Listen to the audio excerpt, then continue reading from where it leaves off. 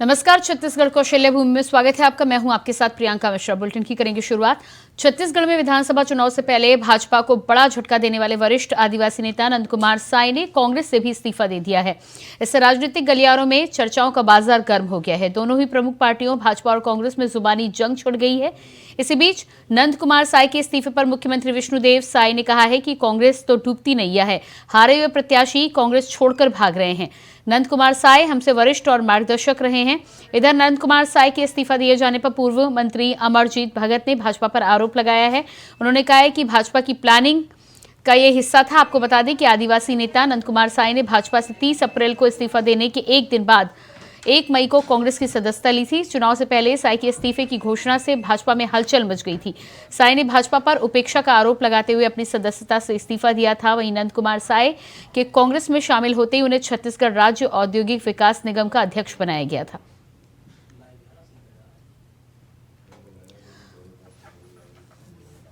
तो कहीं ना कहीं कांग्रेस का आरोप है कि भारतीय जनता पार्टी की रणनीति का ये सोचा समझा प्लान था। नंदकुमार के इस्तीफे से एक तरफ कांग्रेस में तो दूसरी तरफ बीजेपी में भी घमासान है। दोनों में जुबानी जंग छिड़ गई है। सीएम विष्णुदेव साय ने कहा है कि कांग्रेस डूबती नहीं है, इसीलिए तमाम खिलाड़ी मैदान छोड़कर भागने का काम कर रहे हैं। तोड़ने में भरोसा करने वाली कांग्रेस खुद टूट रही है, बीजेपी का ये कहना है। तो भारतीय जनता पार्टी और कांग्रेस की तरफ से वार पलटवार, आरोप प्रत्यारोप का सिलसिला लगातार छत्तीसगढ़ में जारी है। और इसी खबर पर हमारे साथ रायपुर से संवाददाता विकास यादव फोन लाइन पर जुड़ चुके हैं। जी विकास, जिस तरह से नंदकुमार साय के कांग्रेस से इस्तीफे के बाद एक बार फिर से कांग्रेस और भाजपा में जंग छिड़ गई है, क्या कुछ पूरा मामला है? देखिए, कल दोपहर में जो है एक खबर आई थी कि कांग्रेस से जो है नंदकुमार साय जो है एक बड़े आदिवासी नेता थे जो कि कुछ माह पूर्व जो है भारतीय जनता पार्टी से इस्तीफा देकर जो है कांग्रेस ज्वाइन किए थे। भूपेश बघेल की सरकार में उन्हें राज्य मंत्री का दर्जा भी प्राप्त हुआ था। इसके बाद जो है छत्तीसगढ़ में दोबारा भारतीय जनता पार्टी की सरकार बनने के बाद जो है नंदकुमार साय जो है आदिवासी से वर्ग से जो है विष्णुदेव साय को मुख्यमंत्री बनाए जाने के बाद जो है उन्होंने कांग्रेस पर आदिवासियों की अवहेलना का आरोप लगाकर जो है फिर से जो है कांग्रेस से इस्तीफा दे दिया है। साथ ही जो है इसके इस्तीफे के बाद जो है भाजपा और कांग्रेस में एक सियासी माहौल काफी गर्म हो चुका है कि जो है नंदकुमार साय को जो है भारतीय जनता पार्टी जो है कांग्रेस में एक मतलब एक स्टिंग के तौर पर भेजी थी कि किस प्रकार जो है कांग्रेस में काम हो रहे हैं उसको जांच परख कर आया जाए। इसको लेकर भारतीय जनता पार्टी जो है कांग्रेस में नंदकुमार साय को भेजी थी, जिसके बाद जो है सरकार जाने के बाद जो है फिर से नंदकुमार साय ने जो है कांग्रेस से इस्तीफा दे दी।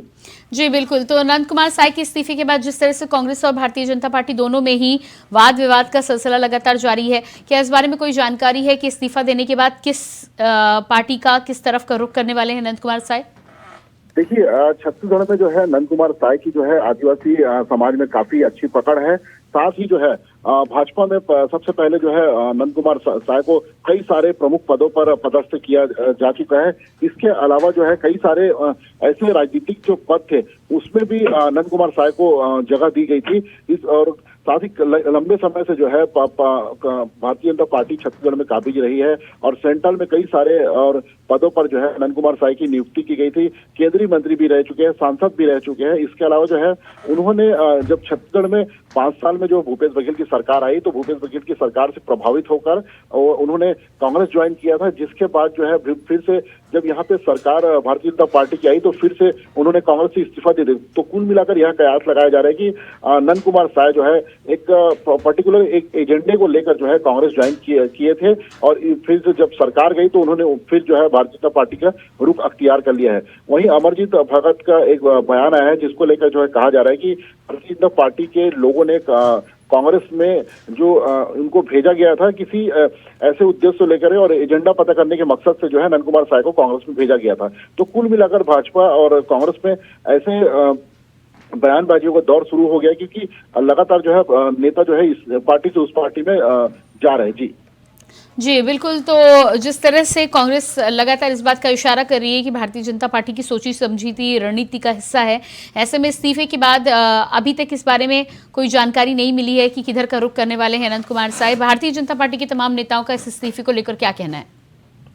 जी, भाजपा और कांग्रेस के नेता में लगातार जो है इस मामले को लेकर बयानबाजियों का दौर शुरू हो गया है। कोई कह रहा है कि किसी मकसद से जो है भारतीय जनता पार्टी को कांग्रेस में भेजा गया था। इसके बाद जो है वो मकसद पूरा होने के बाद में दोबारा जो है भाजपा अनंत कुमार साय को अपनी पार्टी में वापस बुला रही है। तो एक पार्टी को हराने के लिए अंदर ही अंदर जो है अंदरूनी साजिश के तहत जो अनंत कुमार साय को कांग्रेस में ज्वाइन कराया गया था, जहां से फिर जब उन्हें पार्टी का आदेश आया कि फिर से तुम हमारे भाजपा पार्टी में आ जाओ, फिर तो उन्होंने फिर इसका रुख करके इससे इस्तीफे की दौर शुरू हुआ है। तो कुल मिलाकर कहा जा रहा है कि एक दूसरे पर भाजपा और कांग्रेस जो है नेता लगातार आरोप लगा रहे हैं। जी बिल्कुल विकास, इस तमाम जानकारी के लिए बहुत शुक्रिया आपका। छत्तीसगढ़ विधानसभा के शीतकालीन सत्र के आखिरी दिन कार्रवाई में बीजेपी के वरिष्ठ नेता और पूर्व मंत्री लीलाराम भोजवानी और डॉक्टर रामलाल भारद्वाज को श्रद्धांजलि दी गई है। इसके बाद 2 मिनट का मौन रखकर सदन की कार्रवाई 5 मिनट के लिए स्थगित कर दी गई। सदन में अनुपूरक बजट पर चर्चा से पहले किसान आत्महत्या पर विपक्ष ने सरकार को घेरा है। विपक्ष ने सदन में अनुपूरक बजट पर चर्चा से पहले नारायणपुर के किसान आत्महत्या मुद्दे पर चर्चा की मांग की है। विधानसभा शीतकालीन सत्र का आखिरी दिन बीजेपी के वरिष्ठ नेता को दी गई श्रद्धांजलि।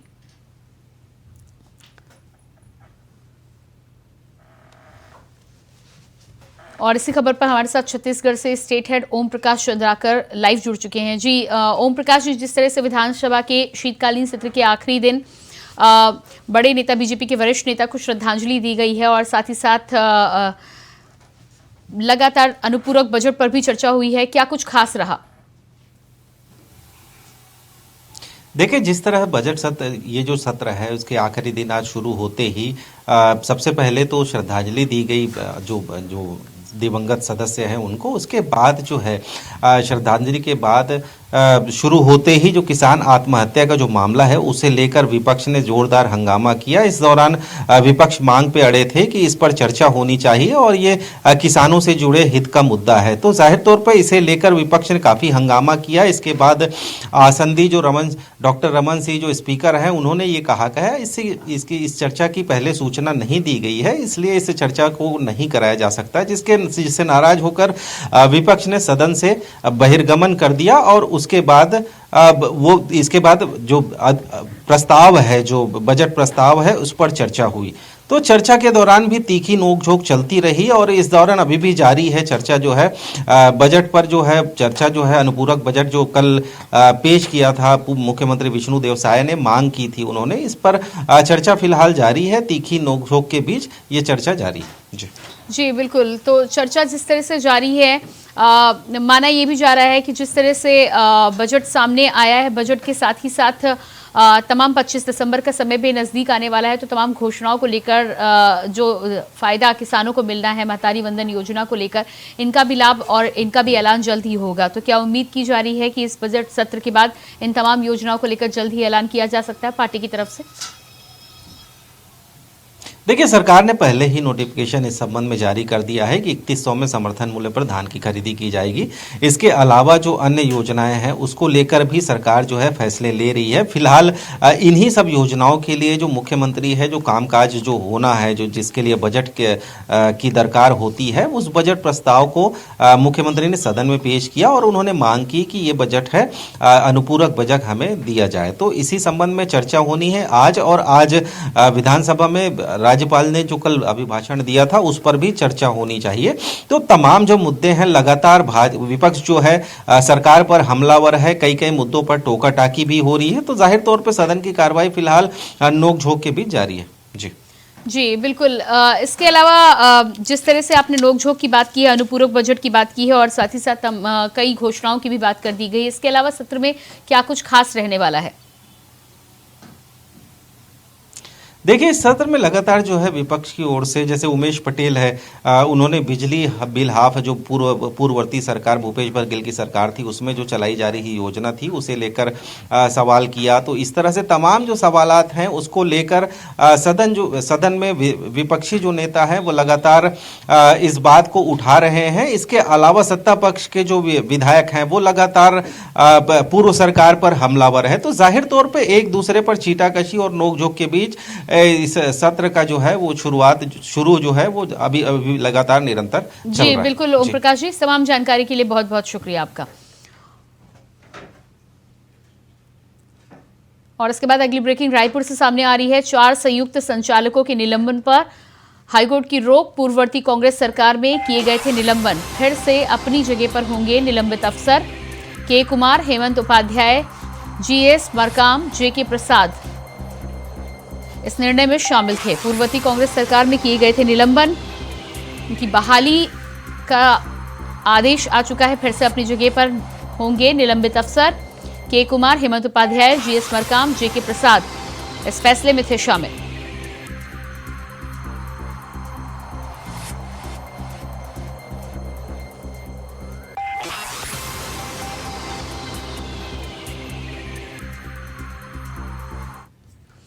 और इसके बाद अगली खबर रायपुर से सामने आ रही है। विधानसभा के 0 पॉइंट चौक का लोकार्पण। मुख्यमंत्री साई ने सौंदर्यीकरण कार्य का किया लोकार्पण। छत्तीसगढ़ की संस्कृति लोक कला को किया गया प्रदर्शित। छत्तीसगढ़ की संस्कृति लोक कला को किया गया प्रदर्शित। विधानसभा अध्यक्ष, उप मुख्यमंत्री और कई मंत्री रहे मौजूद। विधानसभा अध्यक्ष, उप मुख्यमंत्री और कई मंत्री रहे मौजूद।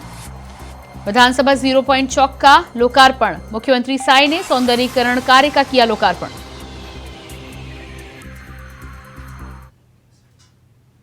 अगली ब्रेकिंग भी रायपुर से है। फजूल खर्ची पर साई सरकार ने लगाई रोक। पूर्ववर्त में स्वीकृत कार नहीं होंगे शुरू।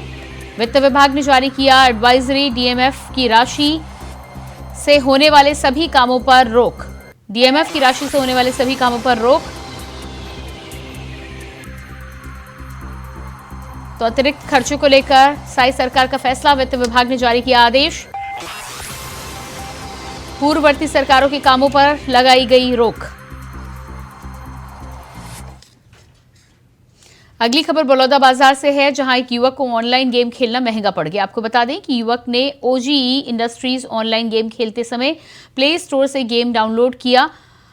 ओजीई गेम खेलने के समय 500 रुपए, फिर 20,000 और फिर 20,000 3 बार में फोन पे के माध्यम से कुल 40,500 रुपए ट्रांसफर हो गया। युवक ने अपने साथ हुई ठगी की शिकायत साइबर सेल में दर्ज कराई है। साइबर सेल की टीम ने कार्रवाई करते हुए उसके खाते को होल्ड कर दिया है और अपील की है कि लालची विज्ञापनों पर किसी तरह की प्रतिक्रिया ना दें, ना ही लिंक टच किया जाए। ऑनलाइन ट्रांसफर के दौरान सावधानी बरती जाए। किसी भी प्रकार की ठगी होने पर तत्काल साइबर में रिपोर्ट दर्ज कराएं।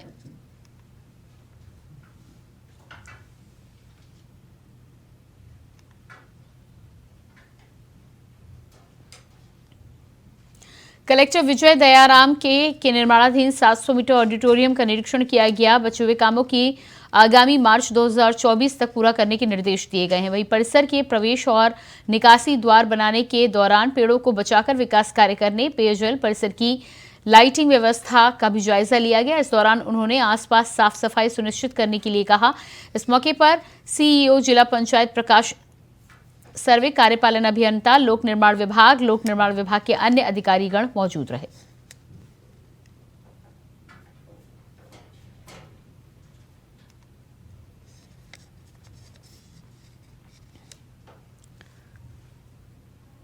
भारत सरकार पेट्रोलियम व गैस मंत्रालय के निर्देश पर सभी गैस धारकों को ई-केवाईसी करवाना अनिवार्य कर दिया गया है, जिसके तहत गैस कनेक्शन धारकों को निकटस्थ कंपनी एजेंसी ने उपस्थित होकर बायोमेट्रिक जांच देनी होती है, जिसके आधार पर सरकार की योजनाओं का लाभ उपभोक्ताओं को मिलेगा।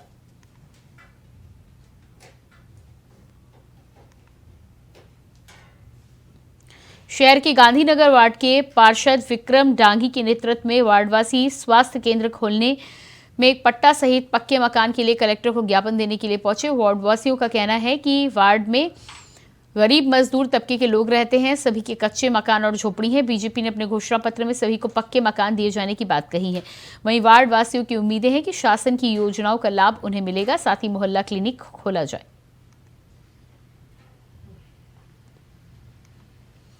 खबर जगदलपुर से सामने आ रही है, जहां सक्षम के संस्थापक कलेक्टर को गौवंशों के अंतिम संस्कार के लिए भूमि आवंटन की मांग को लेकर ज्ञापन सौंपा गया। समाज से अनुरोध करते हुए कहा गया है कि गौवंश को केवल अपनी आय का साधन ना बनाएं, उनकी मौत के बाद पूरे विधि विधान से गौवंशों का अंतिम संस्कार करें। गौ माता में संपूर्ण देवी देवता वास करते हैं। तो वही सक्षम जिलाध्यक्ष ने बताया कि सक्षम ने गौवंशों के अंतिम संस्कार के लिए भूमि आवंटन की मांग की थी, लेकिन उस पर अब तक विचार नहीं किया गया है। जानकारी ये भी मिली है कि कृषि भूमि आवंटन को लेकर प्रयास किए जा रहे हैं, लेकिन लगातार प्रशासन का रवैया उदासीन बना हुआ है। साथ ही भूमि आवंटन नहीं होने पर उग्र आंदोलन करने की चेतावनी दी गई है। सक्षम की मांग पर बस्तर कलेक्टर ने यह आश्वासन दिया।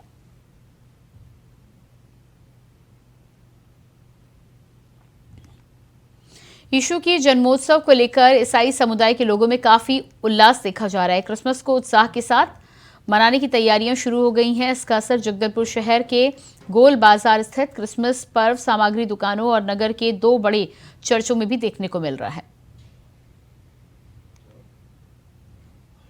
कलेक्टर विजय दयाराम के ने जगदलपुर विकासखंड के अंतर्गत वनांचल इलाके में स्थित घुसपाल धान खरीदी केंद्र का निरीक्षण किया। साथ ही साथ धान खरीदी के लिए किसानों को टोकन की उपलब्धता और केंद्र में व्यवस्था की जानकारी ली गई। इस दौरान उन्होंने धान की गुणवत्ता देखने के साथ ही नमी मापक मशीन से धान में नमी की मात्रा की जांच करवाई है। कलेक्टर विजय ने धान खरीदी केंद्र के लिए निर्धारित बफर लिमिट से अधिक धान की मात्रा को दृष्टिगत रखते हुए तत्काल धान के उठाव में भी तेजी लाने के निर्देश दिए हैं। और इसी के साथ फिलहाल इस बुलेटिन में इतना ही। खबरों के लिए बने रहिए इंडिया वॉइस के साथ। नमस्कार।